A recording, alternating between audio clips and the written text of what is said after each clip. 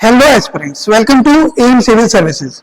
मैं अभिषेक कुमार आप सबका स्वागत करता हूं हमारे प्लेटफॉर्म पे, जहां हम आपके लिए डेली करंट अफेयर्स लेकर हाजिर होते हैं। हमने 1 जुलाई का करंट अफेयर्स देख लिया है। कल कुछ टेक्निकल इश्यूज की वजह से हम 2 जुलाई का करंट अफेयर्स आप तक नहीं पहुंचा पाए, उसके लिए हमें खेद है। आज हम 2 तारीख का करंट अफेयर्स भी अपलोड करेंगे और इवनिंग में 3 तारीख का यानी कि आज की डेट का भी करंट अफेयर्स अपलोड हो जाएगा। तो क्लास को स्टार्ट करने से पहले कुछ इंपॉर्टेंट पॉइंट्स आपको बता दूं। हमारी संस्था एम सिविल सर्विसेज बहुत जल्द नया बैच लॉन्च कर रही है यूपीएससी, सीजीपीएससी और व्यापम तीनों के लिए। जो लोग आने वाले सालों में यानी 27 या 28 में यूपीएससी, पीएससी या फिर व्यापम की तैयारी कर रहे हैं और सिविल सर्वेंट बनना चाहते हैं, उनके लिए एक सुनहरा मौका है कि हमारी संस्थान एम सिविल सर्विसेज बहुत ही अफोर्डेबल प्राइस में इंटीग्रेटेड कोर्स आपको करवाती है, जिसमें आपको प्रीलिम्स से लेकर इंटरव्यू तक की सारी प्रिपरेशन हम करवाते हैं। बहुत ही अफोर्डेबल प्राइसेस रहते हैं और साथ ही साथ आपको मेंटरशिप एंड गाइडेंस भी अवेलेबल होता है 24/7 और आपको आपके एग्जाम निकलने तक हम पूरी तरह से सहयोग करते हैं। तो आइए और हमारे साथ ज्वाइन करिए और अपने लक्ष्य की तरफ एक कदम और बढ़ाइए। अधिक जानकारी के लिए दिए गए नंबरों पे आप कांटेक्ट कर सकते हैं 7999416881 या फिर 077140644422 पे। इसके अलावा आप चाहें तो हमारे संस्थान यानी कि भगिनी मंडल गीता नगर, चौबे कॉलोनी, समता कॉलोनी में आकर भी और डिटेल प्राप्त कर सकते हैं। तो चलिए बिना देरी की क्लास को स्टार्ट करते हैं और उम्मीद करता हूं कि आपको मेरा लेक्चर अच्छा लगेगा। तो चलिए पहला करंट अफेयर्स आज का देखते हैं।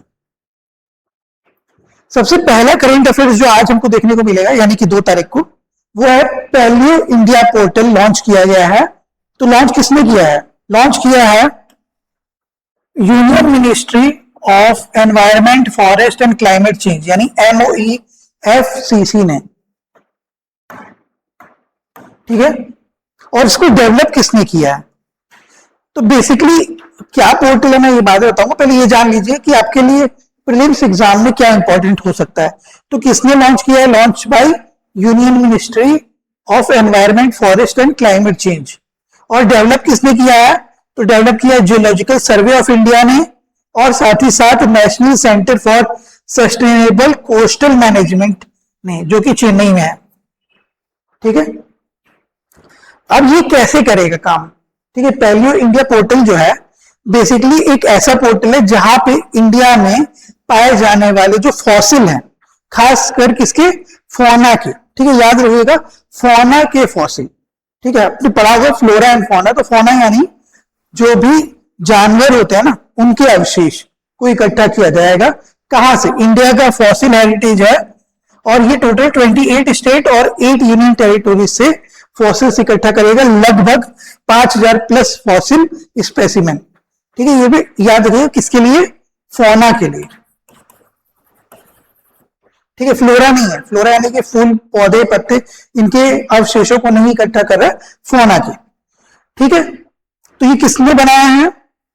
बनाया है जियोलॉजिकल सर्वे ऑफ इंडिया और साथ ही साथ NCSCM चेन्नई ने मिलकर, जो यूज करेगा आपका GSI यानी कि जियोलॉजिकल सर्वे ऑफ इंडिया के जो मैप्स होते हैं उनका यूज करेगा, जियोलॉजिकल मैप, जिसके माध्यम से ये सारे जितने भी स्पेसिमेन है इनको हम इकट्ठा करेंगे। बेसिकली वहां पे डिटेल्स आपको मिल जाएगी उनके बारे में।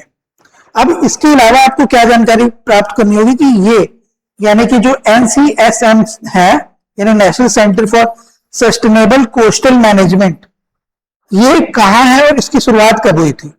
तो देखिए सबसे पहले तो ये इसका हेडक्वार्टर है चेन्नई में, ठीक है।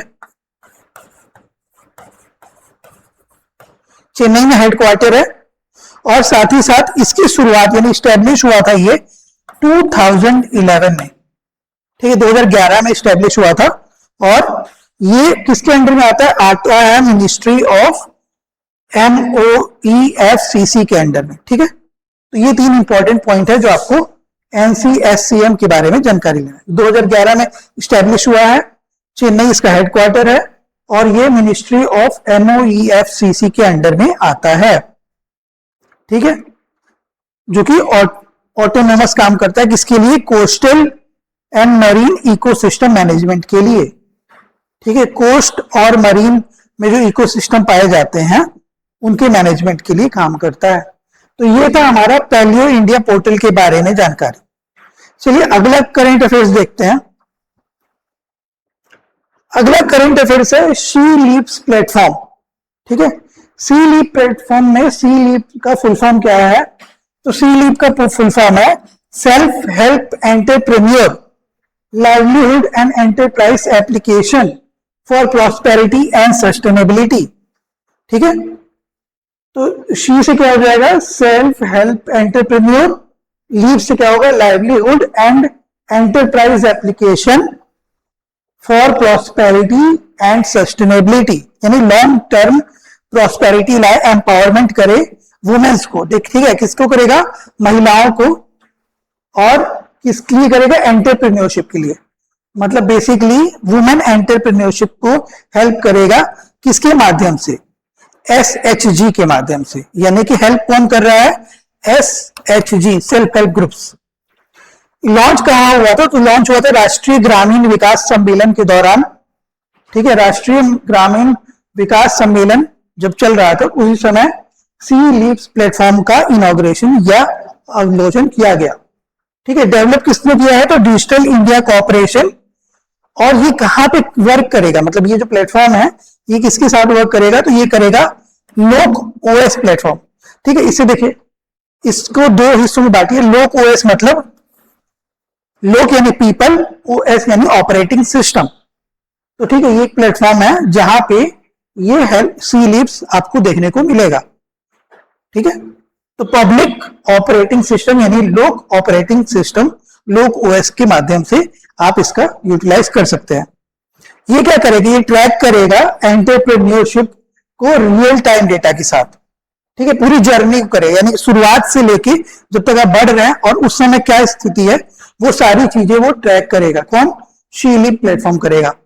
और ये क्या क्या कवर करेगा? तो कवर करेगा farming and non farming livelihood activities, यानी कुल मिला के ऑलमोस्ट सारी एंटरप्राइजेस को ये केटर करेगा।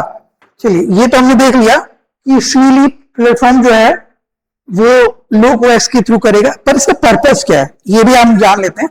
तो बेसिकली याद रखिएगा कि इसका पर्पस है, जैसे लखपति दीदी स्कीम्स हैं या दूसरे और स्कीम्स हैं, उन सबको इंटीग्रेट करना और हेल्प करना वुमेन एंटरप्रेन्योरशिप को। ठीक है, किसके माध्यम से? SHG के माध्यम से। तो ये था सी लीप के बारे में। ठीक है, यहां आप देखेंगे तो ये सी लीप का लोगो है यहां पे। ठीक है, और साथ ही साथ सी लीप में क्या क्या चीजें सर्विसेज हैं वो भी यहां दिया हुआ है। प्रोड्यूसर ग्रुप सिस्टम होगा। ठीक है, एंटरप्रेन्योर एंड एंटरप्राइज प्रोफाइल होगा, प्रोड्यूसर एंटरप्राइज सिस्टम होगा, आजीविका ग्रामीण एम्प्रेस योजना होगा।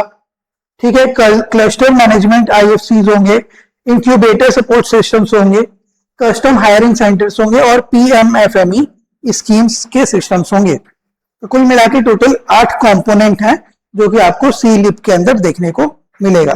चलिए अगला करंट अफेयर्स देखते हैं। अगला करंट अफेयर्स है कि 1 जुलाई को हमने क्या मनाया? नेशनल डॉक्टर्स डे भारत में। ठीक है, हम हर साल 1 जुलाई को नेशनल डॉक्टर डे मनाते हैं, एवरी ईयर ऑन 1 जुलाई। ये स्टार्ट कब से हुआ था? तो पहली बार सेलिब्रेट हुआ था 1991 में। और इसको क्यों मनाया जाता है? तो बर्थ और डेथ दोनों एनिवर्सरी है BC रॉय, यानी कि विधान चंद्र रॉय की बर्थ भी उसी दिन हुआ है और डेथ भी उसी दिन हुआ है। तो देखिए, birth and death anniversary of Bidhan Chandra Roy जो डॉक्टर थे, उनके कॉमेमोरेशन में, मतलब उनकी याद में मनाया जाता है वर्ल्ड नेशनल डॉक्टर्स डे। ठीक है, इस साल का जो थीम था 2026 का वो था behind the mask who heals the healer. ठीक है, मास्क के पीछे जो हील करते हैं हीलर्स को, behind the mask who heals the healer. अब थोड़ा बहुत हम लोग विधान चंद्र रॉय के बारे में भी जान लेते हैं। तो विधान चंद्र रॉय फ्रीडम फाइटर थे। ठीक है, डॉक्टर थे और इनका मेन काम क्या था? इनको मिला था भारत रत्न 1961 में। ये इंपॉर्टेंट है आपके लिए, याद रखिएगा। 1961 में विधान चंद्र रॉय को भारत रत्न प्रदान किया गया था। इसके अलावा ये सेकंड चीफ मिनिस्टर भी रहा है वेस्ट बंगाल के 1950 से लेके 1962 के बीच में, ठीक है।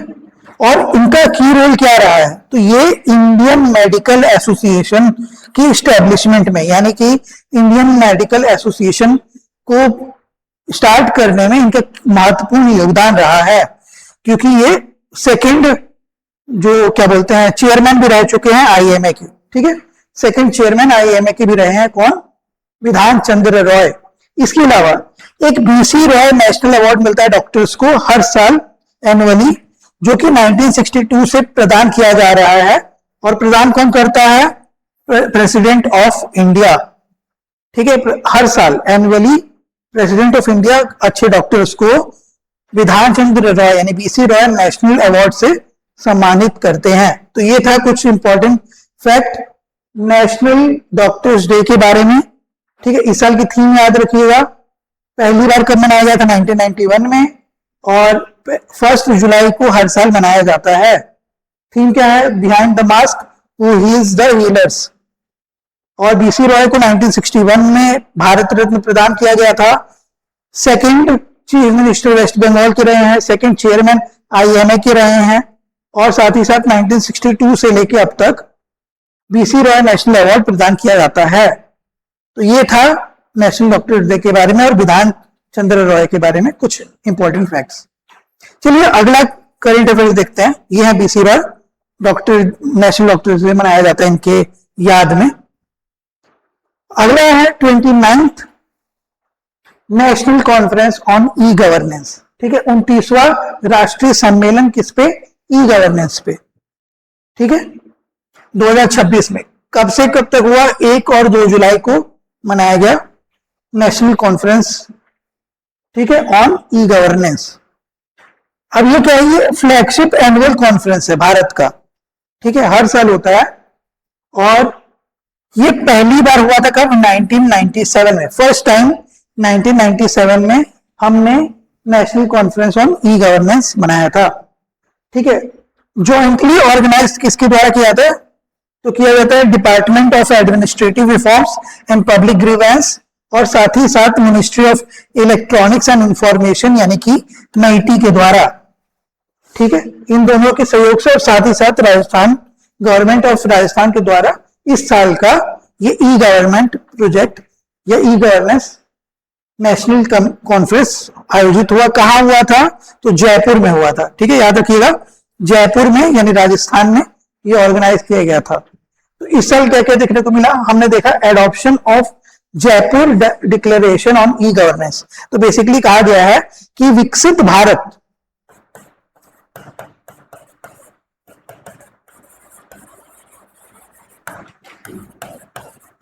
2047 की तरफ हमको अग्रसर होना है। तो एक विकसित भारत होगा जब हमारा गवर्नेंस मॉड्यूल जो है वो बेहतर होगा, यानी कि हमारा जो शासन प्रणाली है वो बेहतर होगा, सुशासन होगा। तो उसकी तरफ बढ़ते कदम के लिए जयपुर डिक्लेरेशन किया गया, जहां हम AI इंटीग्रेशन को भी जोड़ देंगे, AI का यूज करते हुए गवर्नेंस को और बेटर करेंगे, ठीक है। लगभग 2700 डेलीगेट्स ने पार्ट लिया, ये आपके लिए इतना इंपॉर्टेंट नहीं है। 1000 स्टार्टअप्स इसमें आई थी और 400 से ज्यादा एकेडमिक इंस्टीट्यूशंस ने पार्ट लिया। आपके लिए इंपॉर्टेंट क्या है, तो ये 29वां सम्मेलन था, पहली बार 1997 में हुआ था। ये हर साल होता है। इस साल 1 और 2 जुलाई को राजस्थान के इंटरनेशनल सेंटर फॉर जयपुर में हुआ था, जहां पे हमने एडॉप्शन किया था किसका, Jaipur declaration on e governance, जिसमें बोला गया कि विकसित भारत बनाने के लिए हम AI और बाकी जितने भी ICTs हैं यानी इंफॉर्मेशन कम्युनिकेशन एंड टेक्नोलॉजीज हैं उनका इस्तेमाल करते हुए विकसित भारत की ओर गवर्नेंस को बेटर करेंगे, ठीक है। बाकी ये इतनी इंपॉर्टेंट नहीं है आपके लिए। कॉन्फ्रेंस ज्वाइंटली ऑर्गेनाइज किसके द्वारा हुआ था, तो department of administrative reforms and public grievance, ministry of electronics and information technology MeitY और राजस्थान गवर्नमेंट के सहयोग से ये सम्मेलन या कॉन्फ्रेंस वो आयोजित हुआ था, ठीक है। चलिए आगे देखते हैं। तो ये था जयपुर में हुआ था, ठीक है, ये इमेज एक बार देख लीजिएगा।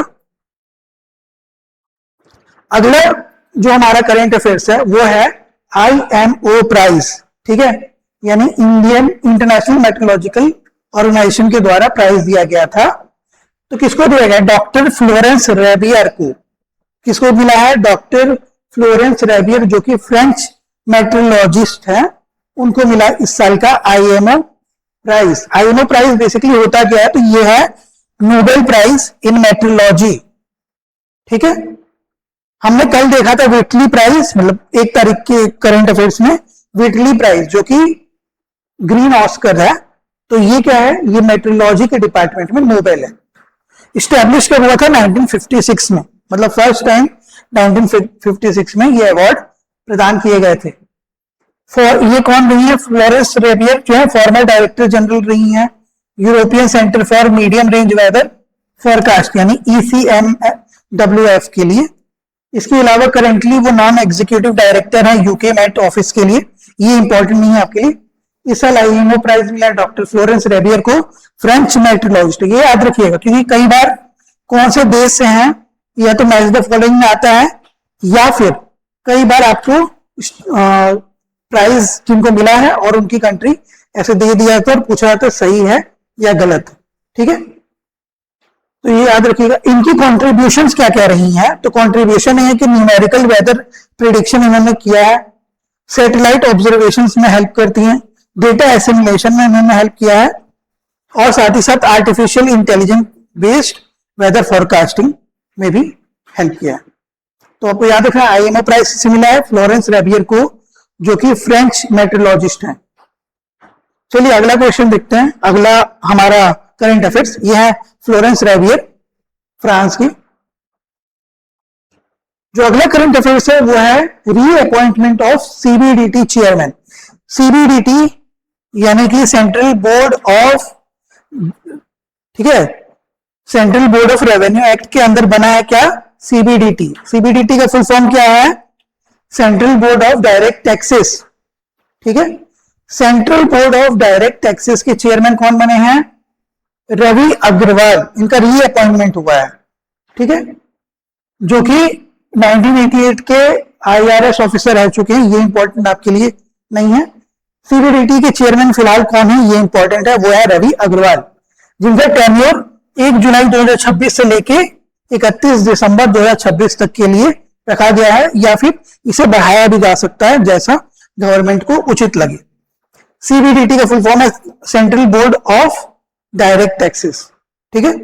ये क्या करती है? एपेक्स पॉलिसी मेकिंग बॉडी है जो कि डायरेक्ट टैक्सेस इंडिया में उसको रेगुलेट करती है कि डायरेक्ट टैक्सेस कैसे होंगे, किस रेशियो में लिए जाएंगे, किससे लिए जाएंगे, ये सारी रेगुलेशंस जो है वो कौन करेगा? CBDT। स्टैब्लिश कब हुआ था? 1964 में। किसके थ्रू बना था? Central board of revenue act 1963 के थ्रू। यानी कि इसका स्टेटस अगर पूछ ले तो ये है स्टैट्यूटरी, ठीक है, स्टैट्यूटरी है, ठीक। तो स्टैट्यूटरी कैसे है? क्योंकि इसका एक एक्ट बना हुआ है 1963 से। चलिए आगे बढ़ते हैं, अगला देखते हैं। और ये आता है किसके अंदर में? सॉरी, ये वर्क करता है department of revenue ministry of finance के अंडर में। तो ठीक है, CBDT कहां करता है? Revenue department ministry of finance के अंडर में आता है, और ये डायरेक्ट टैक्स के रेगुलेशन में हेल्प करता है। एपेक्स बॉडी है। यही है राजीव अग्रवाल जी, जिनका टेन्योर बढ़ा दिया गया। पहले अपॉइंट हुए थे जून 2024 में, इनका बढ़ा के अब दिसंबर 2026 तक बढ़ा दिया गया। हमारा आज का आखिरी करंट अफेयर जो है इंपॉर्टेंट, वो है 38th रिमपैक 2026 मैरीटाइम एक्सरसाइज अभी संपन्न हुआ है, ठीक है, चल रहा है, सॉरी, और जो कि इस महीने के अंत तक चलेगा। ये रिम ऑफ पैसिफिक एक्सरसाइज है, ठीक है। रिम पैक का फुल फॉर्म क्या है? रिम ऑफ पैसिफिक एक्सरसाइज, ठीक है।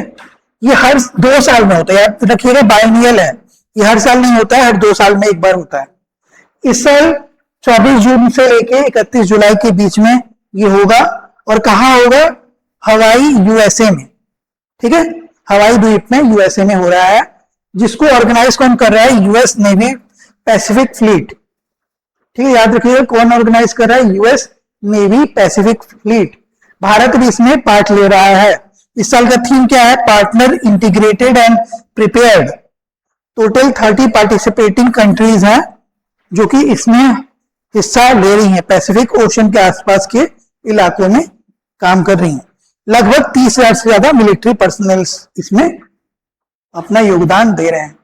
ठीक है, तो इस साल जो रिमपैक हो रहा है ये है 30वां नंबर का है, ये याद रखिएगा। ठीक है, ये हर 2 साल में होता है, याद रखिएगा, हर 2 साल में एक बार होता है।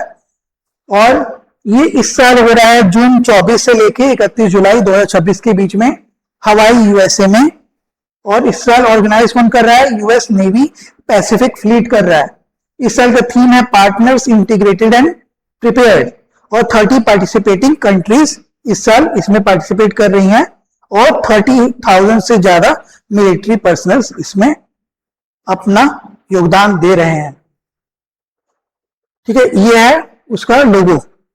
ठीक है, रिमपैक का, रिमपैक 2026 30th एडिशन है। ठीक है, तो इस तरह से हमारा आज का करंट अफेयर्स यानी 2 जुलाई का करंट अफेयर्स यहीं पे समाप्त होता है। उम्मीद करता हूं आपको ये लेक्चर अच्छा लगा होगा। अगर लेक्चर अच्छा लगा तो प्लीज लेक्चर को लाइक करें, चैनल को सब्सक्राइब करें। आपका सब्सक्रिप्शन हमें मोटिवेशन देता है कि इस तरह के और लेक्चर्स हम आपके लिए लेकर आते रहें और आपके लिए और बेटर हम रिजल्ट प्रोड्यूस करें। साथ ही साथ शेयर करें उन लोगों के साथ जो लोग यूपीएससी, सीजीपीएससी, व्यापम या अदर गवर्नमेंट एग्जाम्स की तैयारी कर रहे हों। और लास्ट में जाते जाते बेल आइकन जरूर दबा दें ताकि आने वाले नोटिफिकेशन आपको पहले मिल सके। तो इसी के साथ इस लेक्चर को यहीं पे एंड करते हैं। फिर मुलाकात करता हूं अगले लेक्चर में जहां हम 3 जुलाई का करंट अफेयर्स आपके साथ शेयर करेंगे। तब तक के लिए अपना ख्याल रखें, पढ़ते रहें। Thank you and have a nice day.